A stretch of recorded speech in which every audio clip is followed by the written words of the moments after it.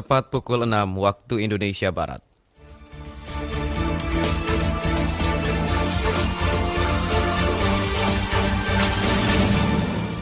Dari Tanjung Pinang, Provinsi Kepulauan Riau, Radio Republik Indonesia Tanjung Pinang menyampaikan Warta Berita Daerah.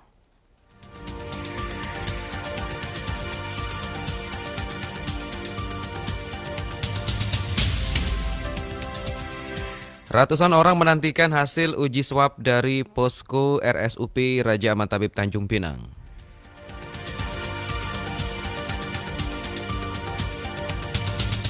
Masyarakat yang baru pulang dari luar daerah diimbau untuk mengisolasikan diri 14 hari.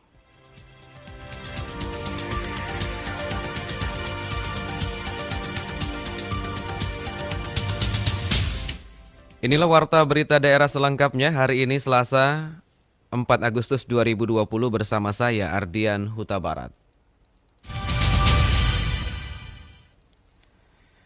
Ratusan orang dari berbagai klaster yang melakukan uji swab dari posko Rumah Sakit Umum Daerah Raja Ampat Tabib Tanjung Pinang, Provinsi Kepri, masih harus menunggu hasil pemeriksaan swab mereka, apakah positif atau negatif. Lebih dari 700 orang dari berbagai kalangan yang sudah menjalani tes swab sejak tanggal 31 Juli hingga 2 Agustus 2020 di posko Rumah Sakit Umum Daerah Raja Ampat Tabib Tanjung Pinang masih harus menunggu hasil pemeriksaan mereka oleh Balai Teknik Kesehatan Lingkungan dan Pengendalian Penyakit atau BTKLPP Batam. Kepala Dinas Kesehatan Kota Tanjung Pinang Rustam mengatakan ratusan orang tersebut merupakan orang-orang yang diduga melakukan kontak erat dengan para pasien positif COVID-19 dari berbagai klaster di Kota Tanjung Pinang, di antaranya klaster pemerintah Provinsi Kepulauan Riau, klaster Bayangkara, dan klaster umum Kilometer 2 Tanjung Pinang.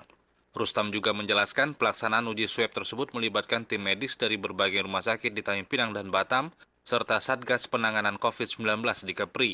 Sedangkan hasil tes swab akan keluar dalam waktu 3 hingga 5 hari ke depan, mengingat banyaknya jumlah orang yang melakukan pengujian.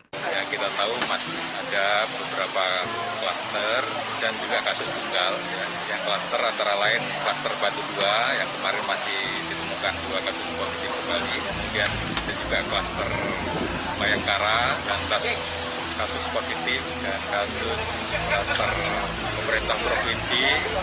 Kegiatan ini sudah kita laksanakan sejak 3 hari yang lalu dan akan terus dilanjutkan sampai dengan seluruh orang-orang yang diduga kontak erat dapat dilakukan pengambilan swab untuk memastikan positif atau tidak terhadap coronavirus ini. Sementara itu, PLT Kepala Dinas Kesehatan Provinsi Kepulauan Riau, Cecep Yudiana menambahkan khusus klaster Pemprov Kepri, diprediksi jumlah orang yang kontak dengan Gubernur Kepri dan staf lebih dari 1.000 orang, sebab dalam rangkaian kegiatan penyambutan Gubernur usai dilantik tersebut dihadiri oleh berbagai kalangan masyarakat dan mengabaikan protokol kesehatan.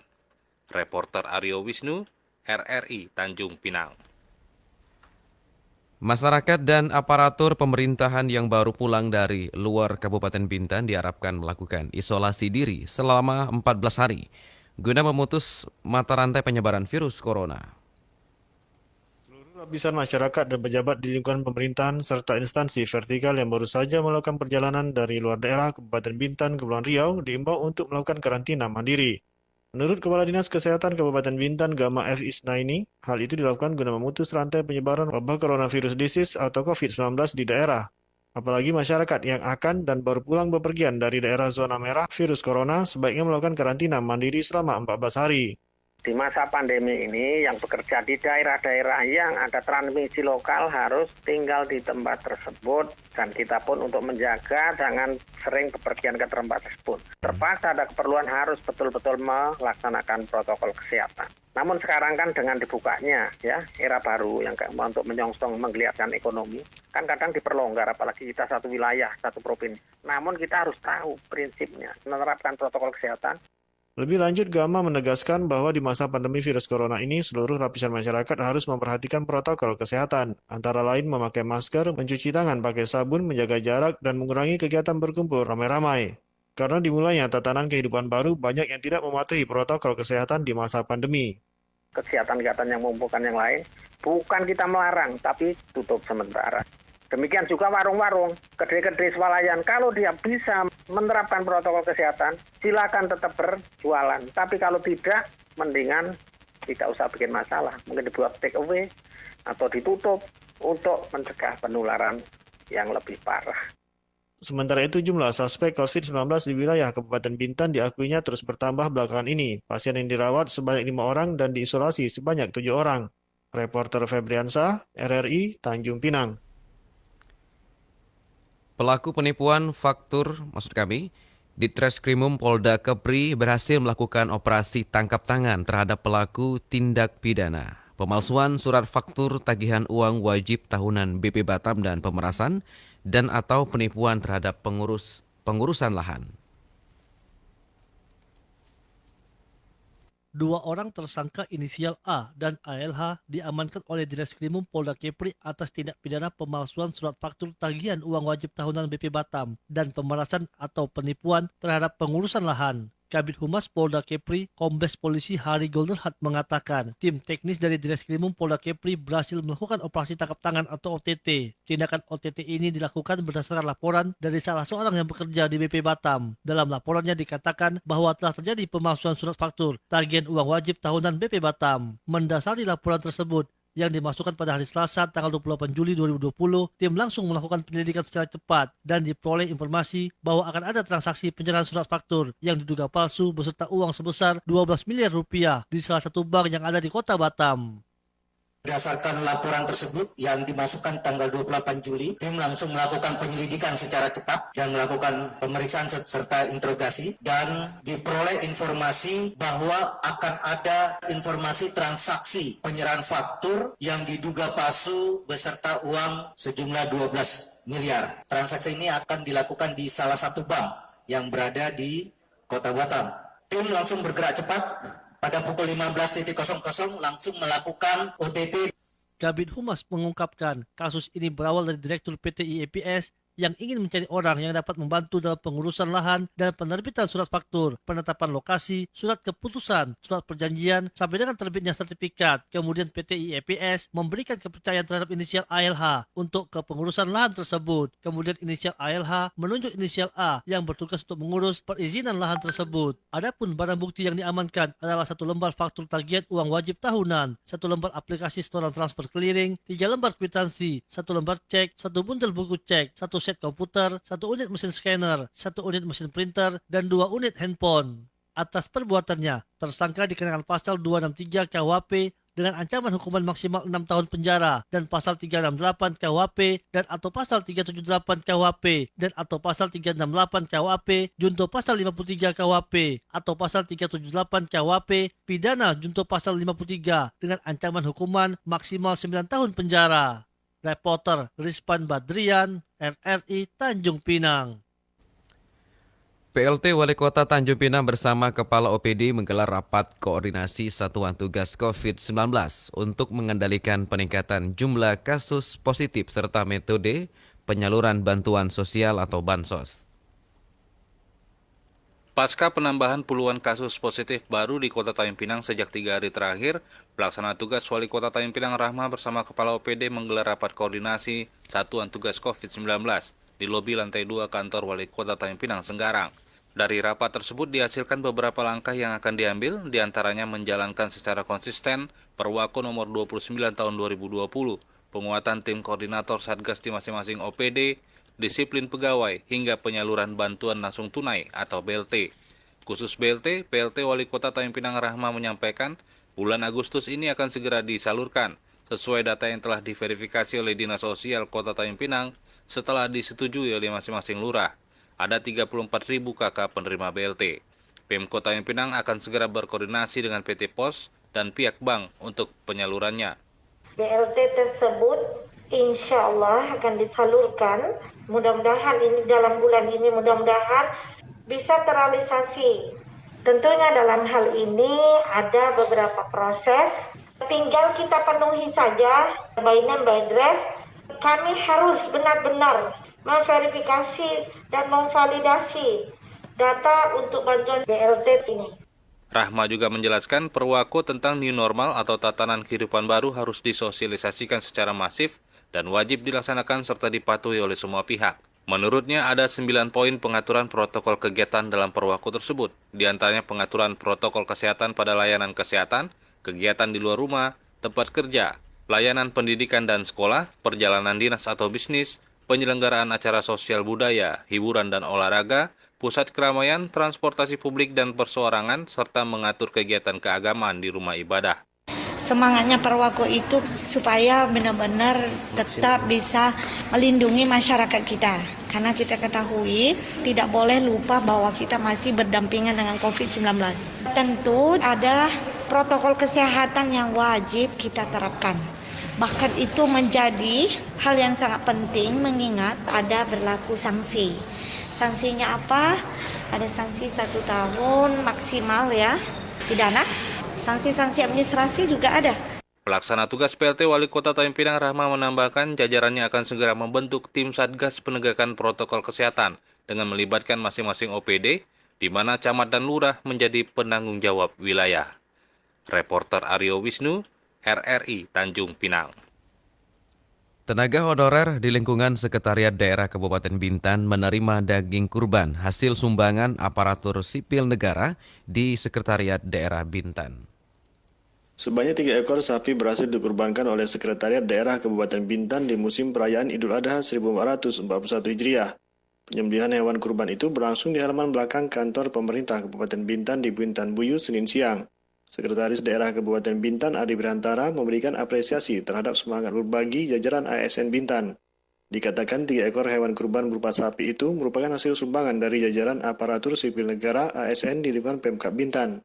Daging kurban tersebut diserahkan kepada 140 orang lebih tenaga honorer, baik itu pegawai tenaga tetap maupun tenaga harian lepas di Sekretariat Daerah Bintan.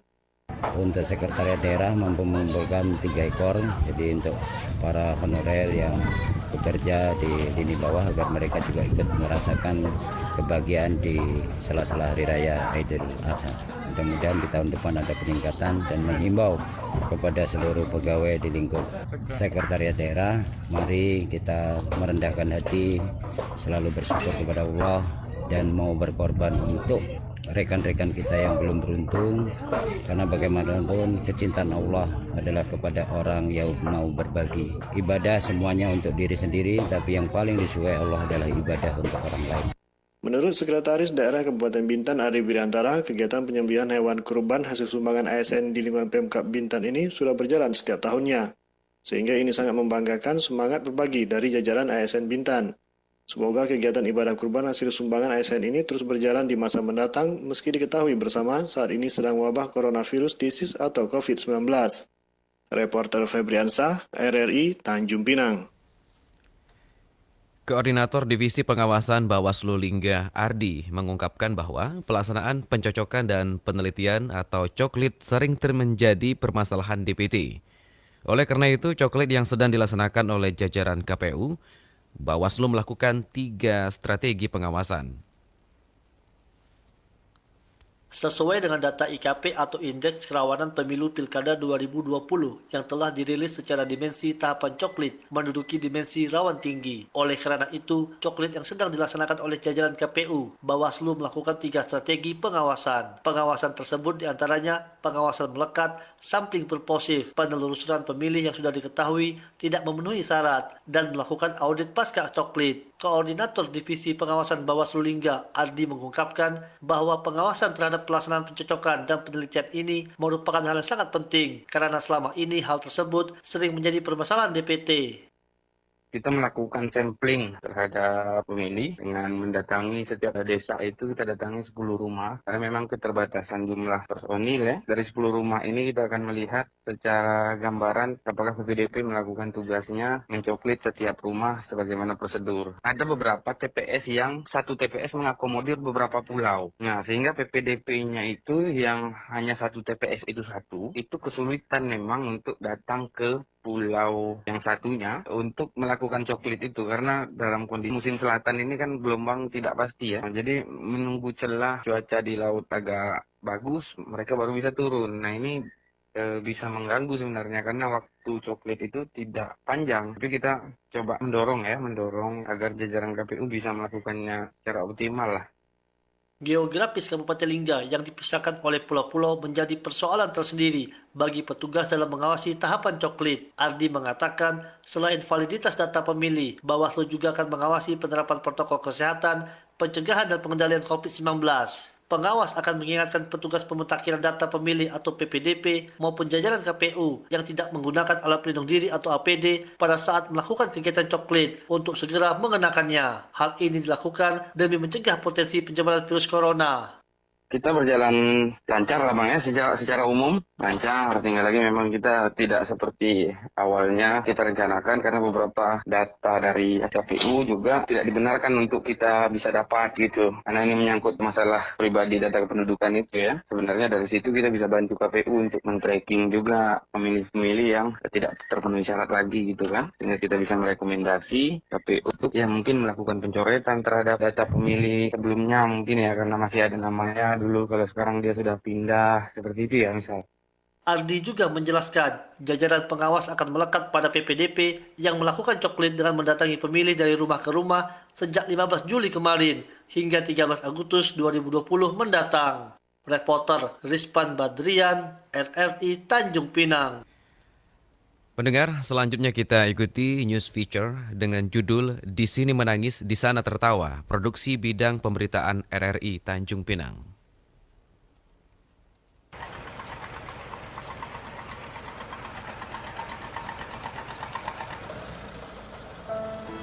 Kalau masalah tangkapan sekarang ini, kalau masalah semenjak udah dikelolaan PT banyak ini, penghasilannya udah agak berkurang lah. Udah jauh lah berkurang daripada belum ada PT dulu kan. Pria parubaya itu bernama Murtani, berusia 59 tahun, namun masih terlihat sisa-sisa tubuh kekarnya. Dengan sorot mata tajam, memandang geram proyek pembangunan smelter pemurnian boksit PT Bintan Alumina Indonesia atau PT BAI. Di wajahnya terlihat sekali kerutan-kerutan dan rasa lelah sedang menghampirinya. Itulah yang tergambar ketika kami mengunjungi Murtani di kediamannya. Rumah sangat sederhana, berlantai semen, sebagiannya sudah mengelupas. Deru suara mesin alat berat yang sumbang menjadi makanannya sehari-hari. Kami juga ikut merasakan kebisingan yang sangat mengganggu itu.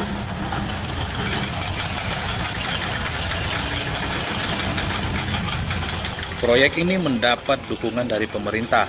Konon, mampu menampung puluhan ribu tenaga kerja dengan nilai investasi 37 triliun rupiah. Namun, tidak bagi Murtani yang berprofesi sebagai nelayan. Sumber mata pencarian di lokasi biasa dirinya melaut hilang akibat dari pengrusakan terumbu karang, penimbunan hutan mangrove, tergerus reklamasi. Puluhan hektar sudah tergarap, sehingga ekonomi rumah tangganya sebagai nelayan tradisional di pesisir pantai Kampung Melayu, Galang Batang, Kabupaten Bintan itu semakin terancam. Kegeraman yang tertahan itu semakin menjadi, tatkala dirinya harus lebih jauh melaut untuk mencari ikan dengan biaya yang lebih besar, namun hasil yang didapatkan tidak sebanding. Apalagi sekarang kan, PT BAI itu lagi karang laut, terumbu karang semua dibongkar. Terumbu karang aja ada berapa banyak habis, bakau-bakau habis, sungai-sungai. Tempat kita nelayan pantai untuk cari-cari ketam Contohnya kawan-kawan juga nih semua kan, mancing-mancing nombak untuk masang-masang bubu lokasi udah tak ada. Udah ditimbun semua itu. Mungkin ada 10 hektar mungkin ada karang tuh udah timbun. Mau cari bisa cari, kita pergi jauh-jauh lah. Kalau dulu lah. Berapa?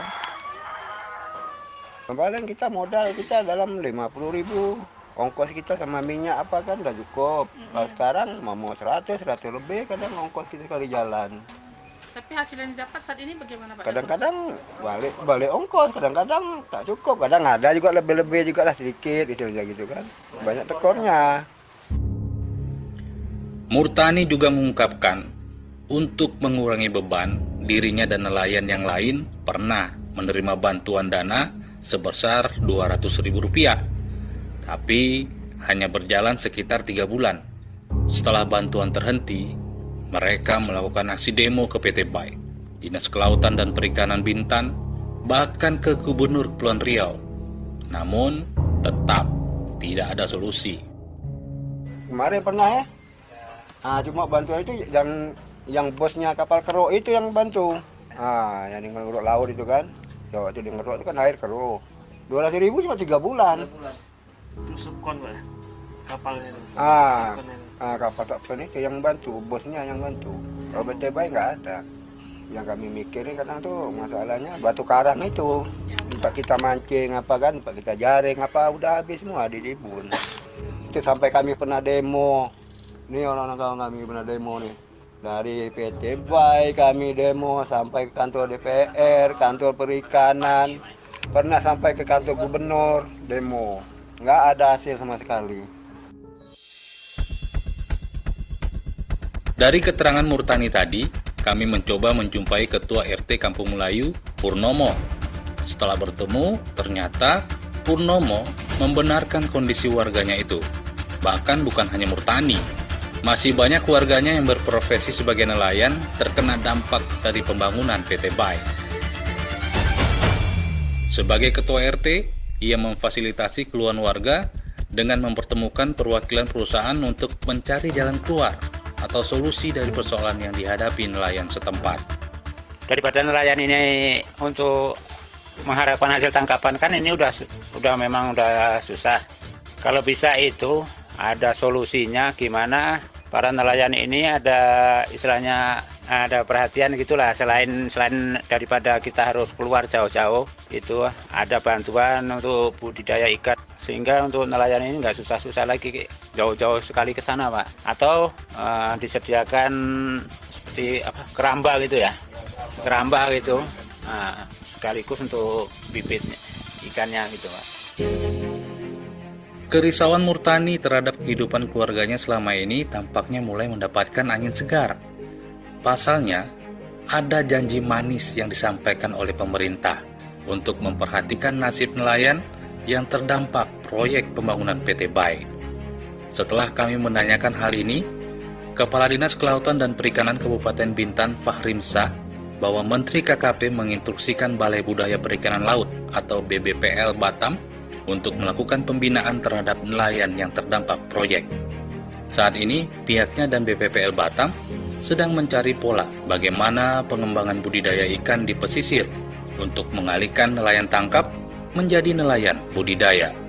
Intinya ya kita koordinasi, kita fasilitasi bagaimana wilayah-wilayah yang terdampak itu bisa pulih mata pencariannya. Untuk sementara jangka pendek mungkin alih fungsi menjadi nelayan budidaya. Nah, itu yang kita koordinasikan dengan BPL Batam, ya kan, sesuai dengan instruksi kementerian.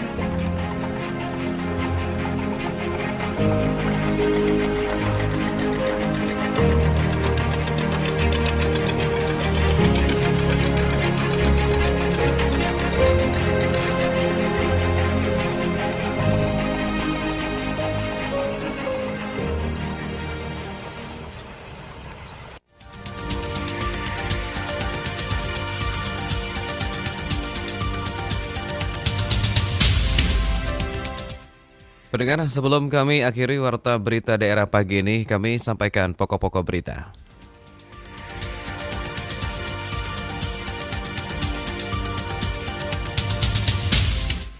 Di antaranya, ratusan orang menantikan hasil uji swab dari posko RSUP Raja Ahmad Tabib Tanjung Pinang.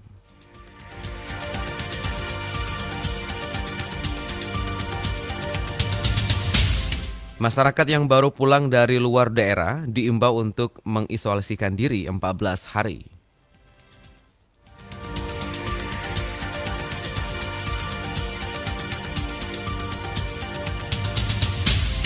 Demikian rangkaian informasi yang kami kemas dalam Warta Berita Daerah pagi ini. Mewakili kerabat kerja yang bertugas, saya Ardian Huta Barat mengucapkan terima kasih atas perhatian Anda. Selamat pagi dan sampai jumpa. Radio Republik of Indonesia. Pro 1 RRI Tanjung Pinang, Radio Tanggap Bencana COVID-19. Indonesia, tatanan kehidupan baru.